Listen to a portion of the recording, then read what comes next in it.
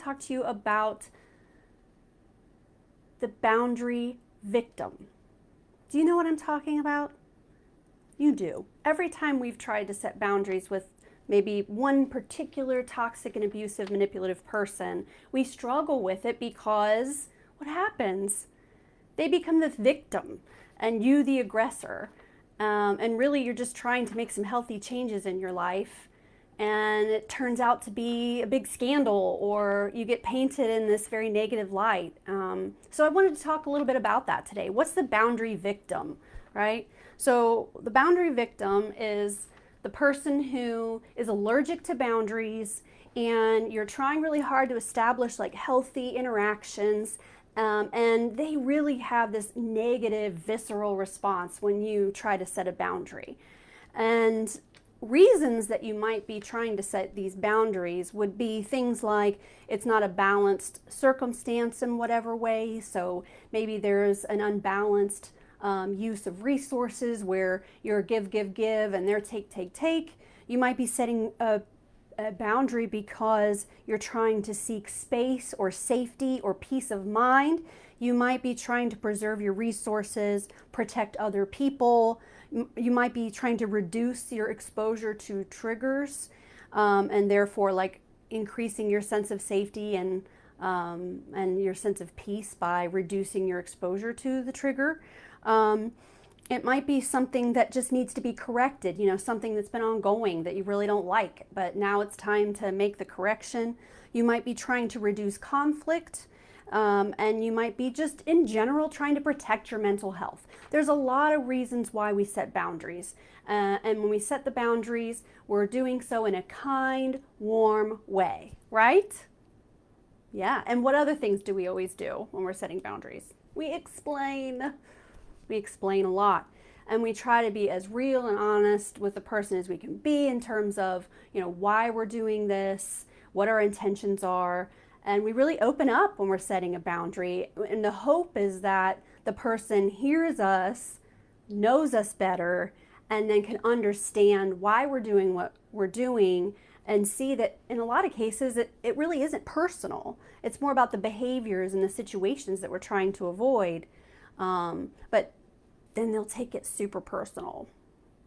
Yeah, well, sometimes it might be personal.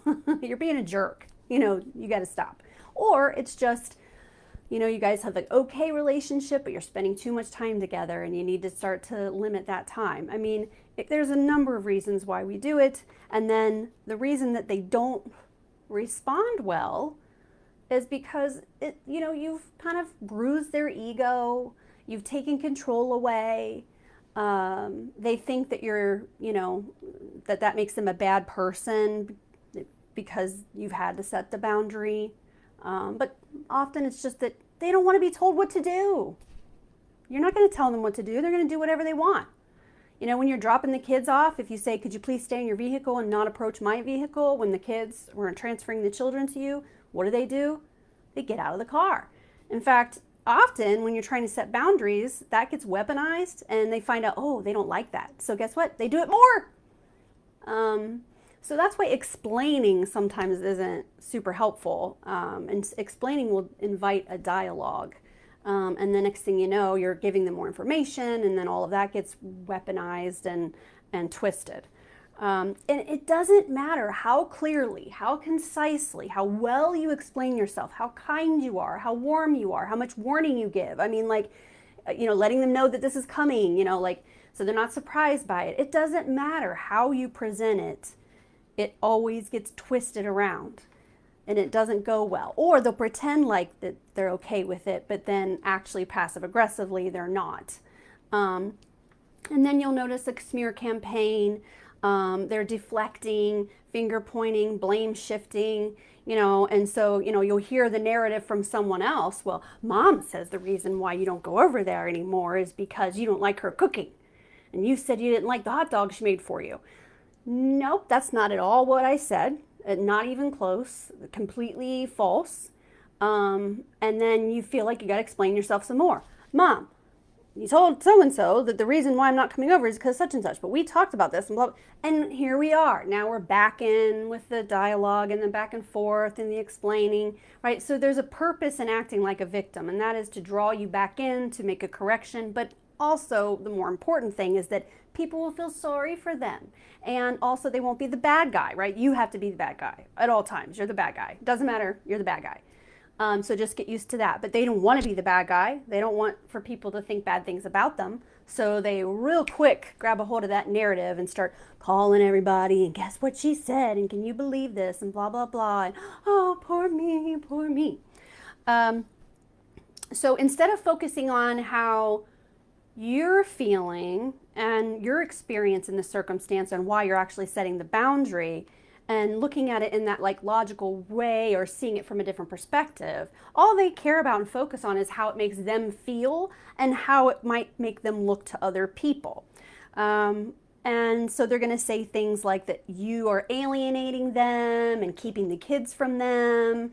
And it's like, nope, actually, I have been bending over backwards to make arrangements in order to foster a good relationship between you and the children. And you are completely unpredictable and inconsistent and don't show up and waste my time and disappoint the children and don't follow with the plan. And that's why we're setting the boundary. I'm not alienating you. You've alienated yourself with your own behaviors, right? But of course, they can't take any responsibility. You have to be the bad guy and they have to be the victim. And they will say that you're holding a grudge and that you're mean and that you don't forgive. And isn't that sad for you that you can't forgive? And that you're resentful, you're crazy, you're also easily influenced by others. So then they're gonna maybe villainize someone else that's in your circle, like your therapist. Not that that has ever happened. that quack of a therapist you have is indoctrinating you. Like, nope, she just told me how to set boundaries so that you're not draining me of all my resources 24/7. So you might be easily influenced by others, and you want to keep the kids away from them, whether they're a grandparent or another parent, or that you're punishing them. They're being punished by you because you're just so unreasonable and unforgiving. So when you hear someone talking about how they're the victim and that somebody is, not speaking to them, and don't automatically assume that this person is a victim. Like sometimes people have consequences for their behaviors and their patterns of behaviors and relationships. And sometimes somebody wakes up to something and says, this isn't okay with me. And if you truly have a genuine relationship, an authentic relationship, you should want to hear those things so that you can love the person better. So if someone has set boundaries with you and it stung, because it does, let's be honest, when somebody sets a boundary with you, initially it might sting, right? It might kind of hurt a little bit, like, oh man, I was looking forward to that, or oh, that was something I enjoyed, or oh no, I hope I didn't hurt them, right? And it's, please tell me more. I want to learn about you. I want to know how what I'm doing doesn't work for you so that I can do better and I can behave in ways that are more acceptable or might be less straining or might fit better with your life. So in a good relationship, a healthy relationship with a healthy person, they invite boundary setting and they don't twist it or get it bent out of shape or play the victim. It's, well, yeah, I'm sad about it and it did kind of sting, but I can also see where this is what's best for them. And since I genuinely care about the person, I want them to be healthy and happy. And so therefore, I will gladly abide by this boundary. And furthermore, I'm sorry for whatever I did in the past and things that I participated in that made you feel like that you need to set the boundary. So taking ownership, taking responsibility, seeing it from the other perspective, that's what we're looking for. If somebody's twisting your words and making it into something that it wasn't, it's just more of the same, more manipulation, more, trying to control the narrative and smear campaigning and all the things that we know that they do. Anyway, I hope this has been helpful. And if you've encountered a boundary victim, or you have a boundary victim on your hands right now, poor person that you're victimizing, maybe you won't feel as guilty or as bad carrying that guilty feeling around like you've done something wrong. We're allowed to set boundaries. And in healthy relationships with healthy people, boundaries are like a good thing, and it's what keeps the relationship alive. Have a great day. Bye.